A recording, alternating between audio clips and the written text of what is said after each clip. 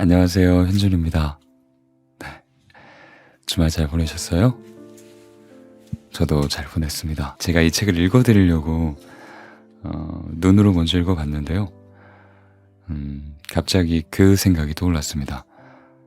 작년 12월 달쯤에 유튜브 영상을 하나 보고 굉장히 눈물을 흘렸던 기억. 그 영상이 어떤 영상이냐면요. 아파트에 화재가 있었거든요. 작년 12월에. 그때 이제 정말 위급한 상황에 사다리차로 그 예비 신부하고 고3 남매를 구하신 분이 있대요. 그래서 그분에 대한 어떤 얘기가 나오고 그분이 인터뷰하는 영상이었는데 그 영상에서 그분께서 말씀하시기를 누구라도 그 상황이면 그랬을 것이다 라고 말씀하시고, 그리고 이어서 그때 내가 발견하지 못했던 그분들을 구하지 못한 그 순간을 말씀을 하시다가 갑자기 눈가를 붉히시더라고요. 말을 안 하시면서 조금 눈시울을 붉히시는데 뭐랄까 저도 말로 표현할 수 없는 그런 감정이 들었습니다. 네. 나라면 저 상황에서 저럴 수 있었을까? 나라는 사람도 용감하게 구할 수 있었을까 하는 생각도 들었고요. 그리고 3명을 구하시고도 자기가 미처 구하지 못하신 분들을 생각하면서 눈시울을 붉히시는 모습을 보니까 저런 분이 정말 진짜 영웅이 아닌가 하는 그런 생각도 들었습니다. 네, 이 책을 읽고 갑자기 그게 떠올랐어요.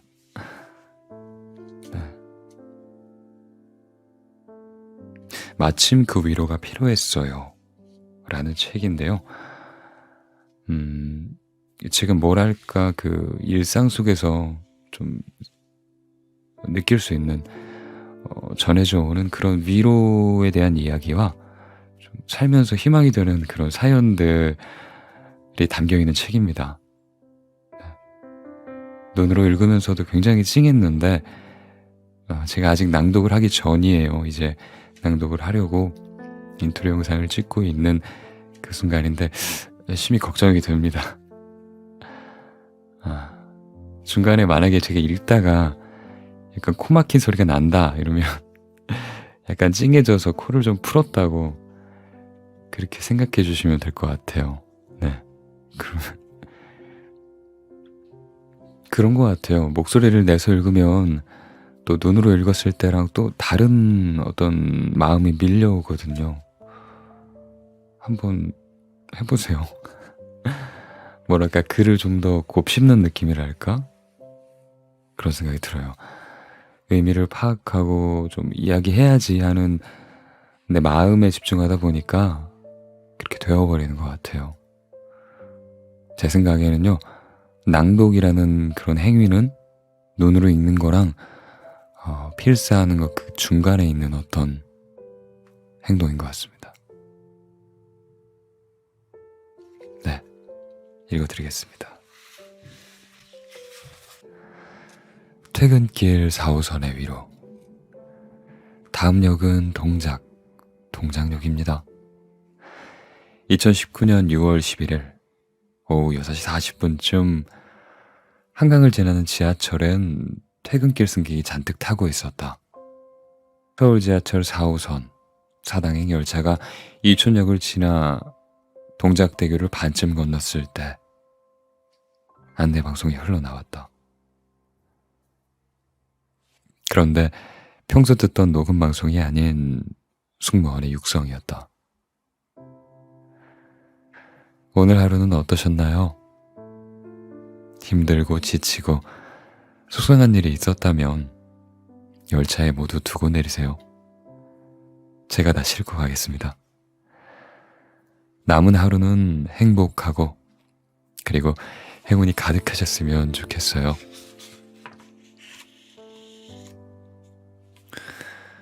힘겨운 일상은 시간의 흐름도 왜곡하는지 1년은 참 빨리 가는데 하루는 무척 길게만 느껴진다. 그런 하루를 보낸 이들에게 얼굴 모를 승무원의 한마디는 결국 가볍지 않았다. 그 열차에는 성균관대에 다니는 22살 신씨가 타고 있었다. 요즘 청년의 삶이 어떤지 우리는 안다. 창밖으로 멍하니 창밖을 바라보다 방송을 들은 그는 휴대전화를 꺼냈다. 서울교통공사에 오늘 너무 힘들었는데 방송 덕분에 상쾌하게 집에 간다 라는 감사 문자를 보냈고 학교 온라인 커뮤니티에 접속해서 지하철 때문에 울 뻔했다 라고 글을 남겼다. 댓글이 여럿 달렸는데 신씨와 같은 경험을 한 사람들이 적지 않았다. 나도 그 방송 들은 적이 있다 라거나 저녁에 그분 열차를 타면 하루가 편안하게 마무리할 수 있다 라는 이야기가 이어졌다. 글을 보고 연락한 기자에게 신씨는 이야기했다. 일명식도 없는 분이요. 저를 걱정해주고 힘내라고 말해주니까 뭐랄까 아는 사람의 응원보다 더 힘이 났어요. 맞아. 다 열심히 살고 있잖아. 라는 생각도 들었고요. 라고 했다. 그러면서 이 말을 덧붙였다. 한강을 바라보면서 그 방송을 들으니까 왠지 마음이 더 울컥하더라고요. 4호선 지하철이 서울 도시마을에서 유일하게 땅 위로 나오는 때, 그때가 한강을 건널 때이다. 단조로운 지하 구간에서 휴대전화만 쳐다보던 이들이 마침내 고개를 들어 창밖을 바라보는 그 시간. 특히 해질녘의 한강은 아름답지만 왠지 스산하기도 해서 바라보고 있으면 이런저런 생각의 회로가 저절로 돌아가기도 한다. 바로 그 시점에 승무원은 안내방송 스위치를 올린 것이다. 대중교통 하차방송에는 두고 내리는 물건이 없는지 잘 챙기라 라는 그 문구가 마치 공식처럼 들어가는데 그것을 속상한 건 모두 두고 내리라 라고 뒤집어서 제가 다 싣고 가겠다 라고 말하는 문장은 그 문장은 갑자기 꺼낼 수 있는 일상의 언어가 아니다.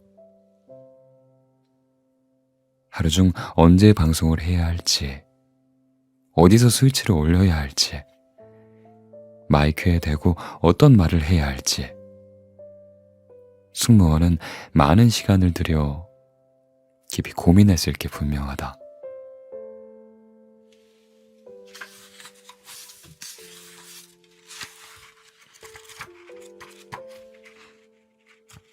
정류장 앞 핫도그. 서울 낙성대 부근의 핫도그 가게 유리창에 어느 날 안내문이 하나 붙었다. 가게 앞에는 마을버스 정류장이 있었다. 요즘 정책들은 무척 세심해서 여름이면 정류장에 파라솔을 세워 그늘을 만들어주고 겨울이면 바람막이를 설치해 칼바람을 막아준다. 얼마나 기다리면 되는지 가늠하게 할 수 있게 해주는, 그렇게 버스 도착 시간을 알게 해주는 그런 전광판이 있는 곳도 있다. 이런 친절은 결국 세금이 드는 일이며 예산은 늘 부족한 법이어서 마을버스가 굽이굽이 다니는 길까지 이르지 못하는 경우가 많다. 핫도그 가게 앞 그 정류장도 그랬다. 파라솔도 바람벽도 의자도 전광판도 없었다. 이른 더위가 찾아왔던 2017년 5월, 가게 주인 김승철 씨는 정류장에서 버스를 기다리는 할아버지를 보았다. 비좁은 인도에서 그늘도 앉을 곳도 없이 힘겨워하는 기색이 역력한 그분. 가게 안으로 모시고 들어가 물 한 잔을 건네며 버스가 올 때까지 그때까지 앉아 계시라고 했다.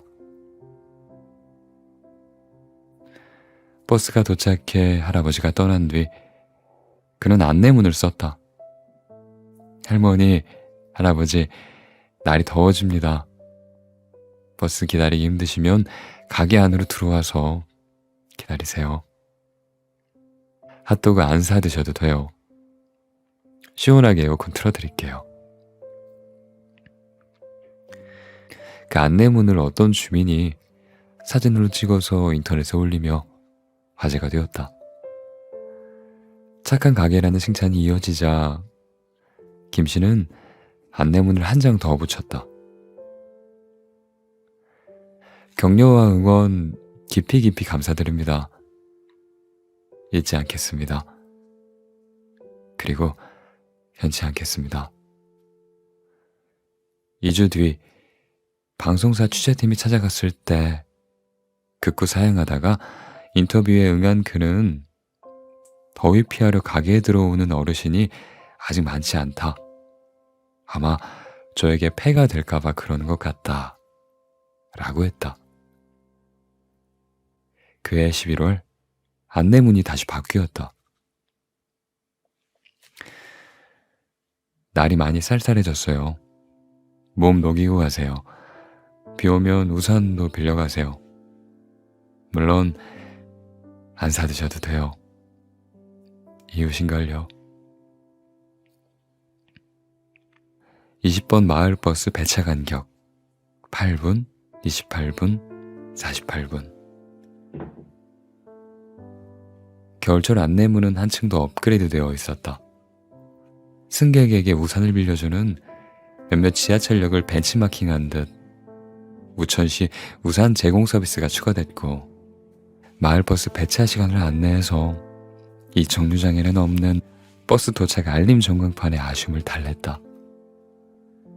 그리고 왠지 따뜻해 보이는 글씨로 이웃인걸요 라고 덧붙였다.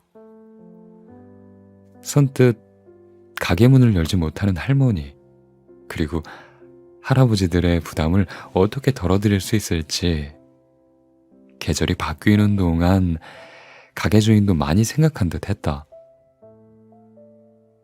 아무리 큰 정부라도 우리의 삶의 모든 구석구석을 보살펴주지는 못한다. 세금의 손길이 닿지 않는 곳까지 이렇게 채워주는 사람들이 우리 주변에는 있다. 그들의 이웃으로 사는 건 꽤 근사한 일이다.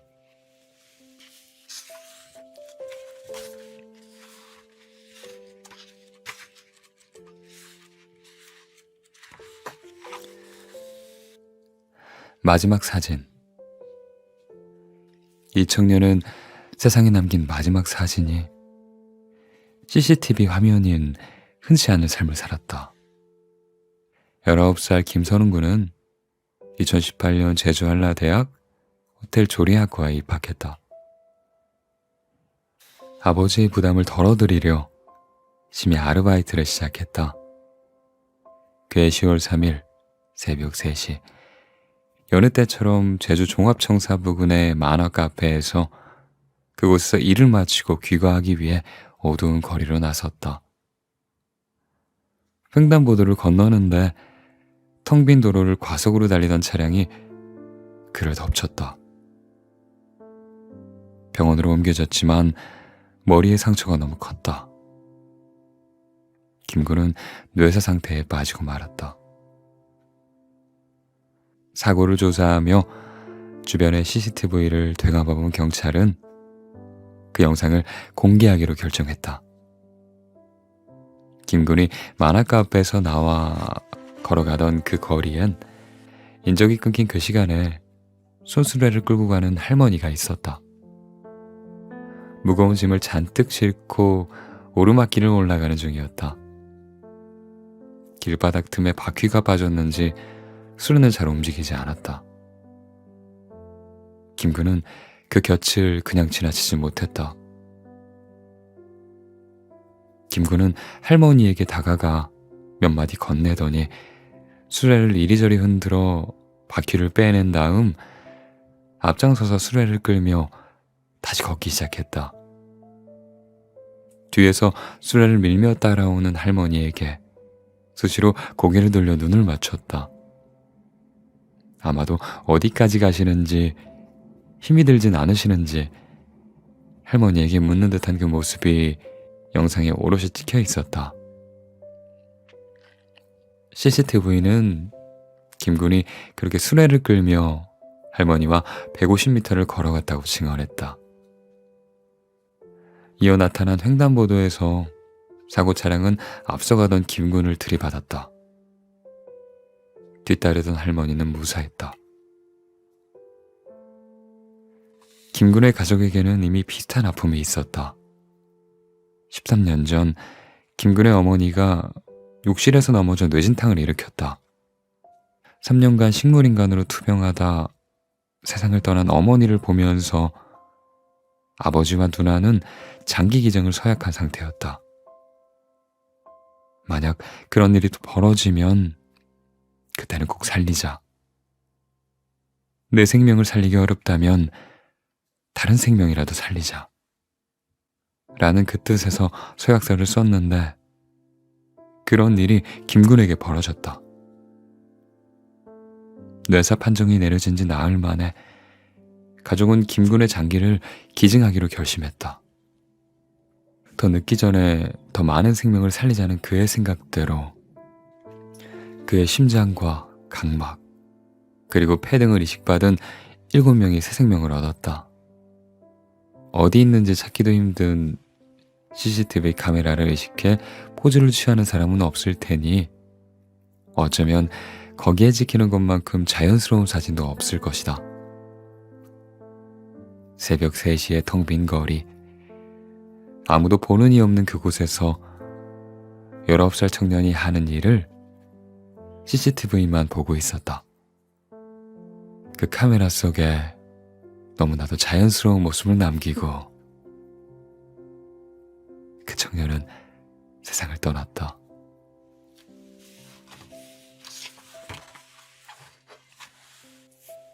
병든 엄마가 준 것.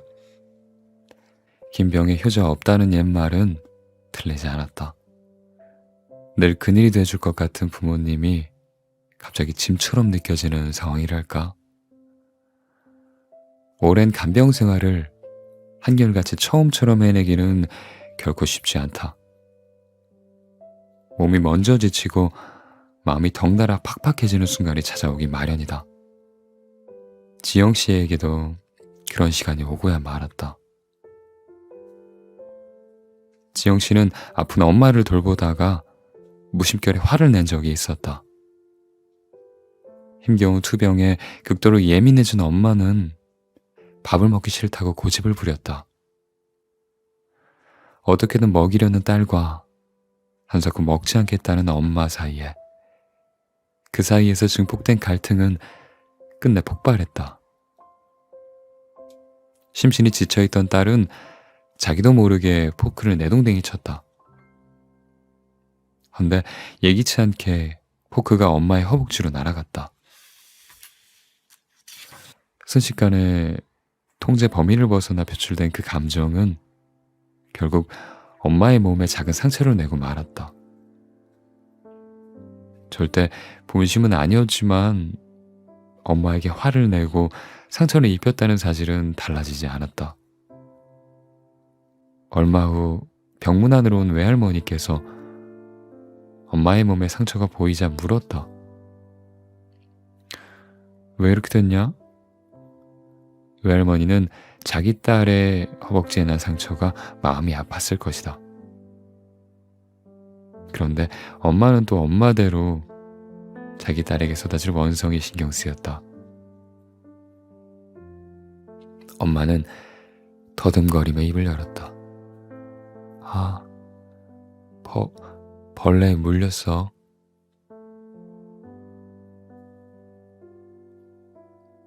지영 씨는 엄마가 세상을 떠나던 날보다 그날 더 많이 울었다고 했다.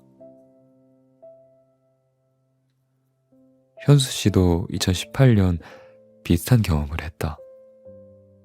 어머니는 치매를 앓았다. 사랑하는 사람과 나눴던 추억을 천천히, 그러나 결국 모두 잃어버리고 마는 병. 살면서 겪는 희로애락은 얽히고 설켜서 서로의 관계를 단단하게 만들어주는데, 그렇게 행복한 순간과 가슴 저린 한때의 장면이, 그 장면들이 기억에서 사라진다는 건 참 슬픈 일이다. 현수 씨의 어머니는 이미 기억의 상당 부분을 잃어버린 상태였다. 하지만 하루가 다르게 세포가 죽어가는 엄마의 머릿속에서도 쉬이 지워지지 않는, 유독 잊지 못하는 기억이 하나 있었다. 어느새 아이가 되어버린 엄마를 돌보며 현수 씨는 종종 엄마보다 더 아이처럼 굴었다. 크리스마스가 다가올 무렵, 그날도 엄마에게 응석을 부렸다. 엄마, 크리스마스 선물로 뭐 사줄 거야? 그러자 엄마가 답했다. 시계 말고 레고 사줄게.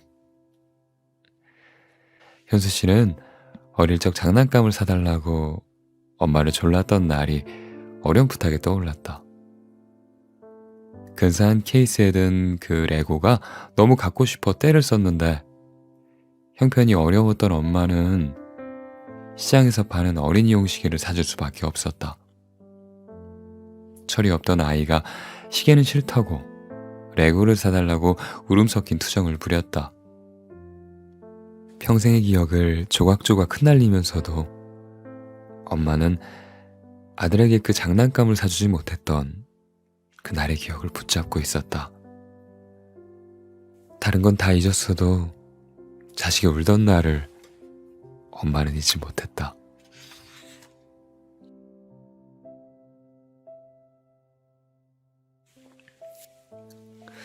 사는 것, 사는 곳. 아파트는 한국에서 부의 상징이 되었다. 아파트 가격을 신문의 기준처럼 여기는 이들이 있고, 그런 사람은 아파트를 사는 것으로 바라보는데, 그들의 시선은 종종 외부인에 대한 배제로 표현되곤 한다. 애꿎은 타깃이 되는 건 주로 택배 기사들이다. 어떤 아파트는 택배 기사가 엘리베이터를 타지 못하게 했고, 수레용 화물을 끌지 못하게 하는 곳도 있었다. 공통된 이유는 주민들이 불편해야 한다는 것이었다. 주민들을 위해 찾아오는 사람, 주민들이 필요해서 부르는 사람인데, 그래도 그들은 주민이 아니라는 배타적인 발상에 여기저기서 고개를 들었다. 아파트가 칼날이 가득 담긴 그릇이 되어갈 때 침묵하던 다수가 입을 열었다. 2019년 12월, 어느 아파트 게시판에 안내문이 붙었다. 배송수레 사용을 금합니다. 소음으로 입주민들이 고통받고 있어요. 협조 부탁드립니다. 수레바퀴 소리가 시끄럽다고 관리사무소에 민원을 제기한 이들이 꽤 강하게 얘기한 모양이었다. 수레 사용 금지라는 그 말이 빨간 글씨로 강조되어 있었다. 배송은 막지 않고 수레만 막은 것은 택배 기사들에게 상자를 일일이 들어서 나르라는 주문이었다. 아무리 생각해도 이건 아니라고 본 주민들이 많았다. 얼마 후 안내문 위에 포스트잇이 붙었다. 저는 괜찮던데요? 수레 소음 상관없어요. 그 옆에 또 메모가 붙었다. 10층은 수레 오케이. 계속 사용해주세요. 배송기사님 수고에 항상 감사드려요. 604호 택배는 전화 주시거나 경비실에 맡기시면 찾으러 내려갈게요. 주민들은 안내문을 부끄러워했고 그것을 보게 될 택배 기사들에게 미안해했다. 포스트잇은 그렇게 계속 추가됐다. 1804호입니다. 배송하느라 고생 많으십니다. 저희도 괜찮아요. 초등학교 4학년이에요. 무거운 상자 들고 다니시면 힘들 것 같은데 술에 시끄럽지 않아요.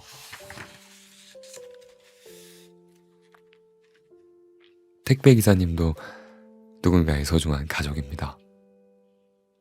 내 가족을 생각하듯이 조금만 배려하면 어떨까요? 함께 사는 공동주택이라고 배웠어요. 이제까지 수레 소리로 불편한 적 없었어요. 택배 아저씨, 수레 괜찮아요. 수레 금지 안내문이 붙은 게시판은 결국 수레 환영 포스트잇으로 뒤덮였다. 2018년 초 경기도의 한 아파트에는 택배 트럭의 진입을 막는다는 공지문이 붙었다. 트럭은 아파트 입구에만 주차하고 단지 안에선 손수레만 이용해달라는 것이었다. 아이들의 안전을 위해 단지 내 차량 통행을 차단한다는 취지여서 그래서 동의한 주민들도 많았다. 실행될 경우 택배기사들은 아파트 정문에서 각 동까지 상자가 가득 실린 수레를 끌고 몇 번씩 오가며 배송을 해야 했다. 택배기사들의 불편과 그리고 수고를 통해서 안전해지는 아파트 단지. 이 구상이 편치 않았던 아파트 주민도 많았다. 다시 입주민 회의가 열렸다. 머리를 맞대니 답이 나왔다. 주민들은 먼저 십시일반 돈을 모았다. 그 돈에 맞춰 상자를 잔뜩 실을 수 있는 전동 카트를 여럿 구입했다. 아파트 입구에 전동 카트를 비치해 택배기사들이 언제든지 이용할 수 있게 했다. 트럭이 드나들지 않으니 단지의 아이들은 더 안전해졌고 몸집이 작은 전동 카트로 단지를 구석구석 다닐 수 있으니 택배기사들도 더 수월해졌다. 사실 꼭 그렇게 하지 않아도 택배는 왔을 것이다. 배송의 생업인이는 전동 카트가 없어도 결국 상자를 들고 초운종을 눌러야 했을 테니까. 내 물건만 제대로 받으면 된다고 생각할 수 있었고 아이들을 위하는 결정이니 별 수 있겠느냐고 눈 감을 수도 있었다. 하지만 그러지 않은 건 그들에게 아파트는 사는 것이 아닌 사는 곳이었기 때문이다.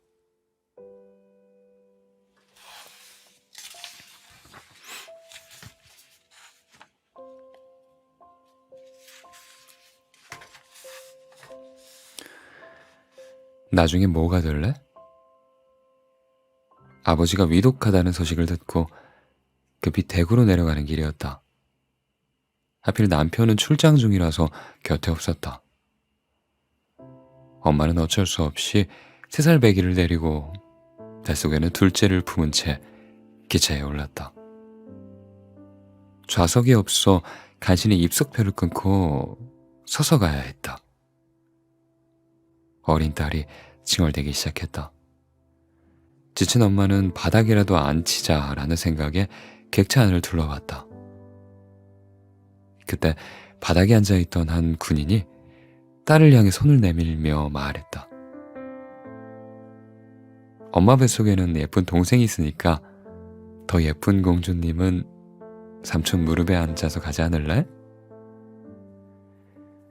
딸은 엄마의 허락을 받고 군인의 무릎에 앉았다. 군인은 가는 내내 아이를 세심히 보살폈다. 엄마는 아이가 언제 보챌지 몰라 걱정했지만 아이는 군인과의 여행이 즐거운 듯했다. 자신이 받고 싶은 어린이날 선물을 엄마에게 귀뜸해주고 샘 솟는 호기심에 쏟아내는 이런저런 질문에도 정성스레 대답해주는 군인 삼촌이 퍽이나 좋은 모양이었다. 엄마는 덕분에 무거운 몸을 추스르며 시간을 보낼 수 있었다. 얼마 후 검표원이 다가왔다. 군인의 표를 확인하던 그가 물었다. 좌석표인데 왜 바닥에 앉아 계세요? 군인은 그 자리에 어르신이 앉아 계셔서 그렇다 라며 자신은 괜찮다고 대답했다. 대구역에 도착했을 때 엄마는 군인에게 뭐라도 살해하고 싶어서 전화번호를 물었지만 그가 한사코 사양하는 바람에 그대로 헤어져야 했다. 그로부터 4년 반이 흐른 2019년 10월 17일 엄마는 어린이집에서 돌아온 딸에게 너 나중에 커서 뭐가 될 거야? 하며 장난삼아 장래의 희망 얘기를 꺼냈다가 군인이 되고 싶다 라는 딸의 대답을 들었다. 그때 고마웠던 군인 청년이 문득 떠올랐다. 명찰에 적혔던 그 이름과 부대 마크를 기억하고 있던 엄마는 페이스북 군대 대나무 숲 페이지에 그날의 사연이 담긴 글을 올렸다. 지금이라도 작은 보답을 하고 싶다. 그 군인을 찾고 싶다. 라고 적었다. 찾을 수 있을까 싶었는데 설마 했던 일이 벌어졌다. 지인을 통해 글을 접한 그 군인이 직접 댓글을 남긴 것이다. 군인은 딸의 이름까지 기억하고 있었다.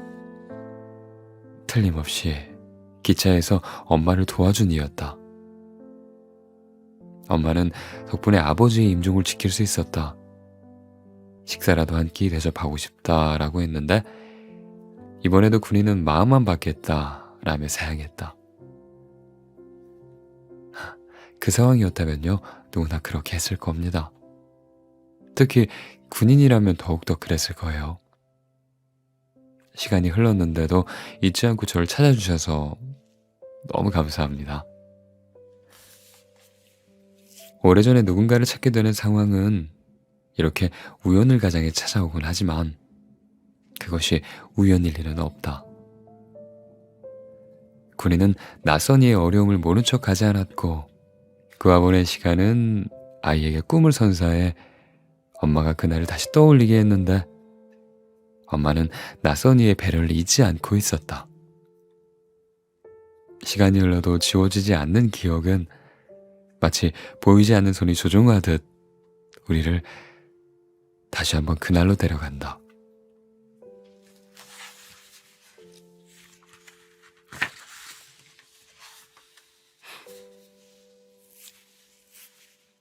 택시기사의 봉투. 2018년 8월 2일은 몹시 더웠다. 현정 씨는 무거운 몸을 이끌고 집을 나섰다. 헐렁한 옷을 입었지만 이미 불러온 배는 한눈에도 표시가 났다. 당연히 오래 걷기도, 오래 서 있기도 불편했다. 오랜만에 친구의 집에 가기로 했는데 사정이 이런 터라 택시를 잡아 세웠다. 뒷좌석에 타자마자 불안한 기운을 느낀 건 택시기사의 행동이 왠지 모르게 산만해 보였기 때문이었다. 기사는 갑자기 우측 조수석으로 팔을 뻗더니 수납 공간을 열어젖혔다. 얇은 점퍼 하나를 꺼냈는데 거기서 그치지 않고 점퍼 주머니를 뒤적였다. 아이고, 운전에나 집중하시지. 현정 씨의 불만이 터져 나오려 할 때쯤 기사가 말을 걸어왔다. 임신부시죠? 네. 현정 씨는 짧게 대답했다. 기사는 다시 웃으며 말했다. 요즘은 다들 애를 안 낳으려고 하던데 대단해요. 그러고는 점퍼 주머니에서 뭔가를 꺼내 현정 씨에게 내밀었다. 엉겁결에 받아든 그건 정체 모를 하얀 봉투였다. 뒤집어 보니 앞면에 "순산을 기원합니다 라는 짧은 문구가 적혀 있었다. 갑작스러운 상황에 멍하니 봉투를 내려다보고 있는데 택시기사가 멋쩍게 말을 보탰다. 내 차는요, 임산부가 타시면 요금도 안 받아요. 큰돈은 아니지만요, 엄마가 될 분들 먹고 싶은 거 사드시라고 봉투를 챙겨 다니는데 그냥 받아두세요. 다시 보니 기사의 점퍼 주머니엔 그런 하얀 봉투가 몇 개 더 들어있었다. 그는 우연히 임산부를 태울 때마다 간식비 정도가 들어있는 그 봉투를 건네며 격려하고 있다고 했다. 현정 씨가 택시에 탔을 때 기사의 행동이 왠지 어수선했던 건 임산부임을 눈치챘기 때문이었다. 말씀만으로도 감사해요. 이건 괜찮아요. 현정 씨는 봉투를 돌려주려고 다시 내밀었다. 하지만 기사는 제발 받아달라면서 어려운 부탁을 할 때나 어울릴 법한 그런 표정을 지은 채 거듭 손사래를 쳤다. 하얀 봉투를 사이에 두고 벌어진 기사와 승객의 실랑이는 택시가 목적지에 설 때까지 이어졌는데 봉투는 결국 현정 씨의 손에 남게 되었다. 택시 요금도 안 받습니다. 그냥 내리세요. 기사가 단호하게 선언했지만 현정 씨는 이번에야말로 질 수 없다는 듯이 빠르게 지갑을 꺼내 요금을 내고 이렇게 말했다. 오늘 기사님 만나서 기분이 너무 좋네요. 감동 많이 받았어요. 항상 건강하고 좋은 일만 있으시길 바랄게요. 그럼 안전운전하세요. 현정 씨는 그날 집에서도 택시에서 있었던 일이 계속 떠올랐다. 임산부로 지내는 것이 힘겨워진 참이었는데 정말 뜻밖의 선물을 받았다고, 아이가 태어나 말을 알아듣게 되면 네가 엄마 뱃속에 있을 때 말이야, 택시를 탔는데 하며 이 이야기를 해주고 싶다는 생각을 했다.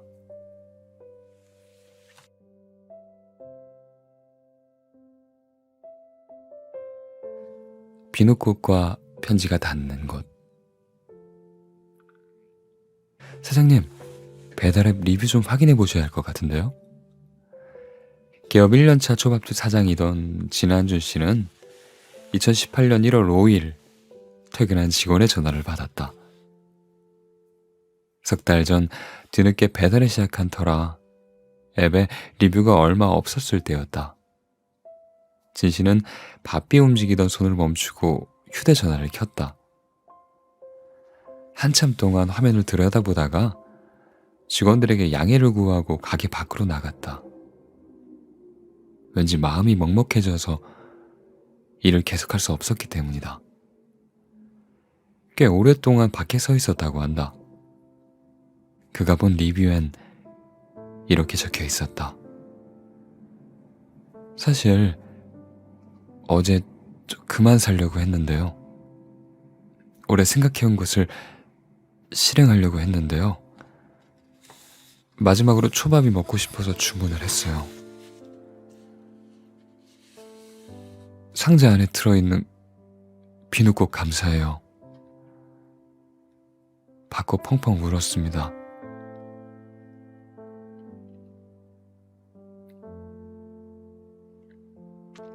꾸역꾸역 먹으면서 스스로에 대한 죄책감으로 삼켰습니다.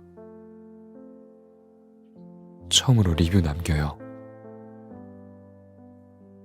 그리고 열심히 살아볼게요. 감사합니다. 자주는 먹지 못해도 간간히 다시 주문할게요. 비누꽃 장미 한 송이와 이 메모가 절 구해줬네요. 살려주셔서 감사합니다. 손님이 말한 비누꽃과 메모는 진 씨가 배달 게시 이벤트로 준비한 거였다. 맛과 서비스에 대해 손님들에게 좋은 인상을 남길 방법을 찾다가 꽃과 편지를 생각했다. 비누꽃은 500개를 주문했다. 이벤트여서 한시적으로 진행할 계획이었지만 배달 주문이 많지 않아 석 달이 지난 지금까지도 꽃과 메모지를 함께 포장하고 있던 터였다. 메모지에는 나누고 싶은 소소한 이야기를 적었다. 주문하신 음식 드시면서 기분 좋은 식사 시간이 되시길 바랍니다. 살아가면서 하는 말에는요, 감사와 사랑이 들어가 있어야 한다더군요. 저희도 감사와 사랑을 함께 배달하겠습니다. 그 손님에게 배달된 메모엔 다음과 같이 적혀 있었다. 독수리도요, 강풍에 나는 법을 익히기 위해 연습하고 노력한대요. 세상에 공짜는 없나 봐요. 그걸 알기 때문에 저희도 항상 노력하겠습니다. 진씨는 생각지도 못했던 리뷰에 당황스러웠다. 놀란 마음이 가라앉아 얼마나 아팠으면 이곳에 적었을까 싶었다. 누군지 모르지만 한마디 한마디가 가슴에 박혔고 답장을 고심하게 했다. 어떤 말을 적어야 할까? 어떤 메시지를 전해야 할까? 고민하던 그는 이틀 뒤에 답변을 적었다. 어떤 분인지 어떤 사연이 있는지 전 아무것도 모르지만요. 글로 전해지는 삶의 무게에 눈시울이 붉어졌습니다.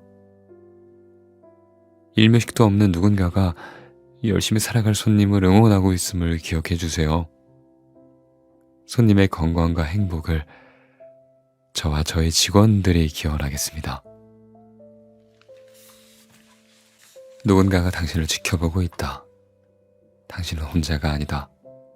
하는 그 메시지를 그에게 전하고 싶었다. 막연하게 힘내라는 그 말은 별로 도움이 되지 않을 것 같았다.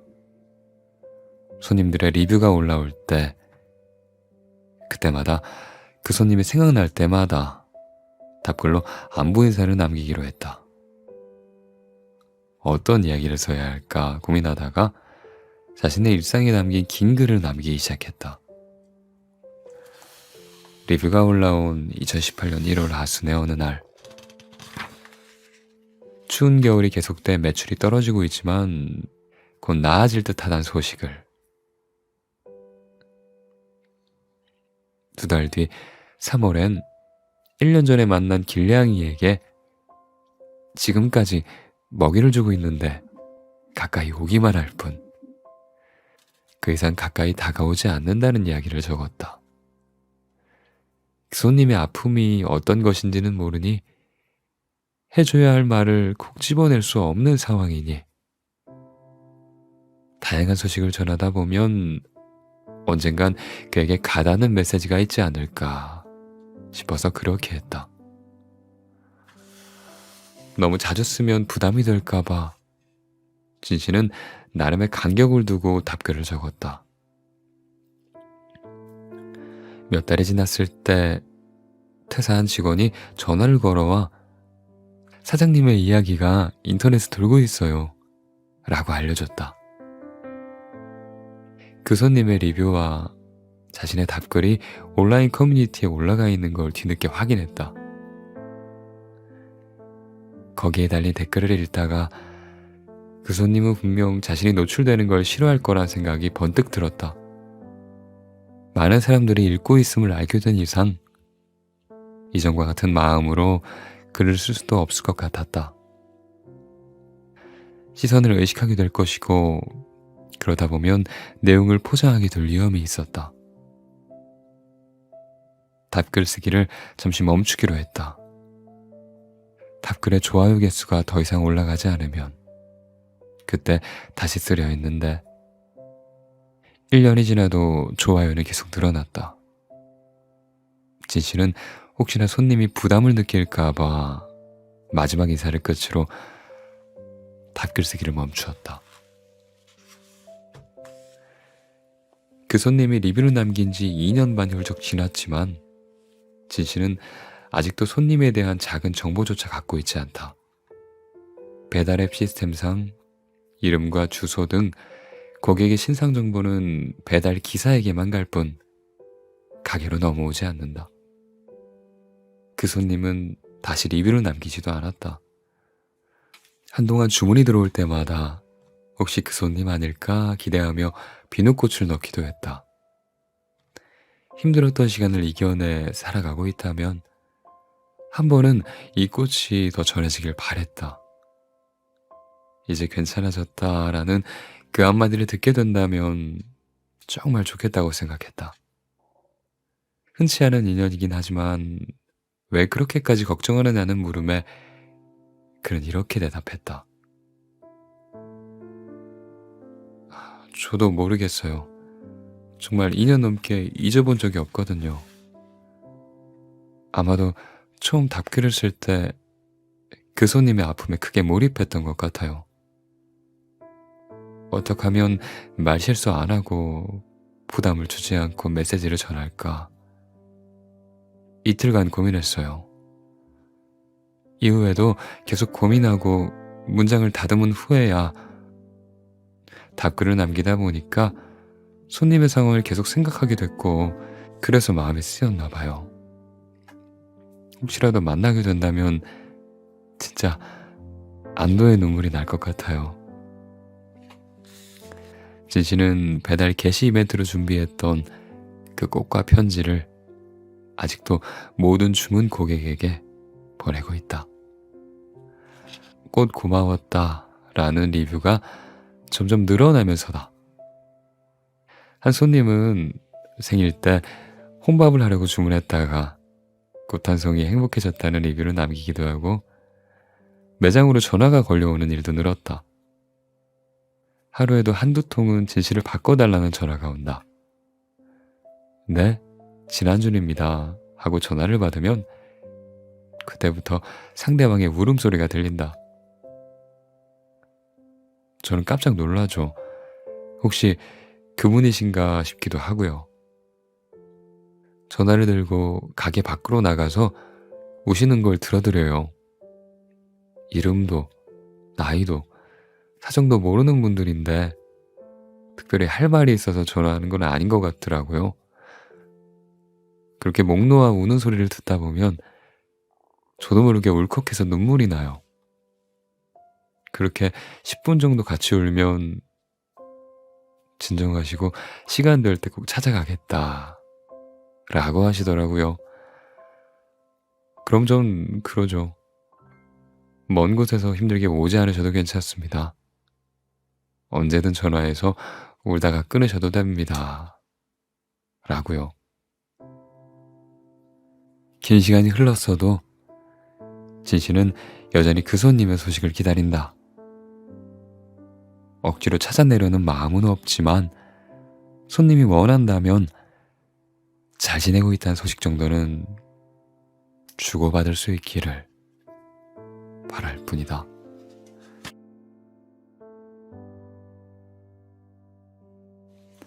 구급차의 교통사고. 청와대 국민청원 사이트에 구급차를 막아 세운 택시기사를 처벌해주세요 라는 제목의 글이 올라왔다. 2020년 6월 8일 서울 강동구에서 벌어진 일을 말하고 있었다. 폐암 환자인 79살의 어머니가 호흡곤란과 심한 통증을 호소해 응급실로 급히 달려가던 참이었다. 구급차가 급하게 차선을 변경하다가 택시와 가벼운 접촉사고가 났다. 구급차 운전자가 응급환자부터 병원에 옮기고 나서 그 다음에 사고 처리를 하겠다고 했으나 택시는 길을 내어주지 않았다. 사고 처리가 먼저다. 어딜 가려고 하는 거냐. 죽으면 내가 책임진다. 하면서 길을 막아선 채로 폭언을 쏟아냈다. 그렇게 10여 분을 지체하다가 다른 구급차가 와서 어머니를 이송했지만 병원에 도착한 지 5시간 만에 어머니는 세상을 떠나고 말았다. 단 10분 차이로 하나 남아있던 음압격리병실에 입원할 기회를 놓친 것이다. 그래서 1시간 반 동안이나 구급차에서 기다려야 했다. 이 사건이 벌어지기 꼭 한 달 전에 비슷한 얼개를 가진 이야기가 어느 온라인 커뮤니티에 게시됐다. 구급차가 등장하고 환자를 급히 옮기는 상황이 전개되고, 그런데 교통사고가 발생하는 그런 상황이었다. 경기도의 한 소방서의 구급대원인 37살 민철 씨는 고단한 5월을 보내고 있었다. 얼마 전 팀장이 되면서 업무가 늘어난 데다 수십 명의 희생자가 발생한 이천 물류창고 화재 현장에 그곳에 다녀온 지 얼마 되지 않아서 체력까지 떨어진 상태였기 때문이다. 그가 근무하는 소방서는 전국에서 제일 바쁜 곳 중 하나다. 24시간 연속 근무를 할 때면 단 1분도 못 자는 경우가 빈번했다. 그날 그 5월 8일도 컨디션이 좋지 않았다. 누적된 피로와 싸우며 오전을 견디던 그는 중증 외상 환자가 발생했다는 신고를 받고 현장으로 출동했다. 환자는 신속히 병원으로 옮겨져 응급처치를 받아야 하는 상태였다. 출동한 구급차는 2대. 민철 씨의 구급차가 길을 트고 환자를 태운 다른 구급차가 뒤를 따랐다. 바삐 달려가는데 100m쯤 뒤에서 쫓아오던 구급차가 굉음을 내며 멈춰섰다. 잠시 후 차량 고장으로 주행이 불가능하다. 환자를 옮겨 태워야겠다. 라는 무전이 왔다. 한시가 급한 터에 돌발 상황까지 발생하자 민철 씨는 조급해졌다. 재빨리 사이드 미러를 확인하고 차를 돌리기 위해 후진 기어를 넣었다. 가속 페달을 밟자마자 쿵 하고 충격이 느껴졌다. 바로 뒤에 민철 씨가 보지 못한 아반떼 승용차가 있었기 때문이었다. 멀쩡히 서 있던 구급차가 돌연 뒷걸음으로 들이받으니 아반떼 운전자는 무적 당황했을 것이다. 민철 씨는 차에서 내렸다. 그 아반떼에는 많이 놀란 30대 부부가 타고 있었다. 다행히 부부는 다친 곳은 없었다. 민철 씨는 거듭 사과하고 환자 이송을 마친 뒤 다시 오겠다며 연락처를 건넸다. 부부는 자초지종을 듣자마자 한 목소리로 빨리 가시라 라고 했다. 민철 씨는 정신없이 환자를 옮기고 나서 그리고 곧장 부부에게 전화를 걸었다. 그러자 예상치 못한 말이 들려왔다. 자신들은 괜찮으니 신경 쓰지 말라는 거였다. 어리둥절한 채로 사고 처리를 하자고 반복해서 말했지만 그들은 안사고 거절했다. 사고를 낸 사람이 오히려 변상하게 해달라고 조르는 이상한 상황이 벌어졌다. 그래도 민철 씨가 조금 더 완강했던지 부부가 반쯤 백기를 들었다. 차를 다시 살펴본 뒤에 연락을 주겠다며 전화를 끊었다. 하지만 저녁이 될 때까지 깜깜무소식이었다. 참다 못한 민철 씨가 다시 전화를 했는데 또 실랑이가 벌어졌다. 변상해 드린다니까요. 됐다니까요.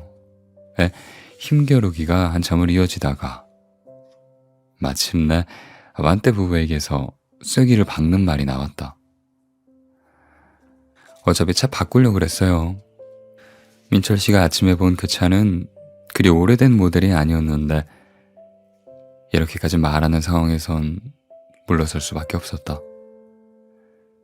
대신 감사의 표시로 치킨 쿠폰 하나를 보냈다. 죄송한데 달리 드릴 건 없고 이걸로 저녁에 치킨 드세요. 민철 씨의 문자에 부부는 이렇게 답했다. 항상 노고에 감사하고 있습니다. 고맙습니다. 구급차를 보내준 아반떼 부부의 이야기는 구급차를 막아선 택시기사 사건과 극명하게 대비됐다.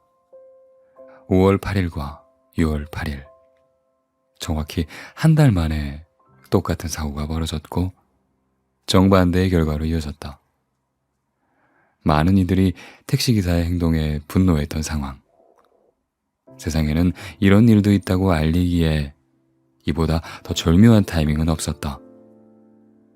적어도 그 택시기사는 아반떼 부부의 이야기를 제대로 읽어보게 해야 될 것 같았다. 아살세팀 기자들은 온라인 커뮤니티에 익명으로 사연을 올린 민철 씨를 찾아 인터뷰를 하기로 했다. 그가 사연을 게재했던 커뮤니티를 통해 찾습니다 메시지를 전하고 사연에 숨어있던 몇 가지 단서를 쫓아가며 민철 씨의 소재를 찾아냈다. 채 하루가 지나지 않아서 그와 통화할 수 있었다. 민철 씨는 당시 상황을 조금 더 자세히 설명해주면서 구급차를 몰다 보면 작은 접촉사고는 다반사지만 이렇게 마음 써주시는 분들은 그리 흔치 않다. 그날의 인연으로 지금까지도 종종 연락을 주고받고 있다. 라고 말했다. 그가 말한 연락은 문득 그 부부가 생각날 때 휴대전화로 커피 쿠폰 같은 걸 보내주는 식이었다. 그러면 부부가 더 비싼 쿠폰으로 답례한다는 문제 아닌 문제가 있지만 그렇게 그들은 서로에게 고마워하며 인연을 이어가고 있는 중이다.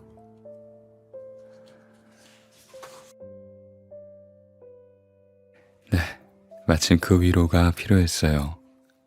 읽어봤습니다. 어떠셨어요? 저는 읽는 내내 자꾸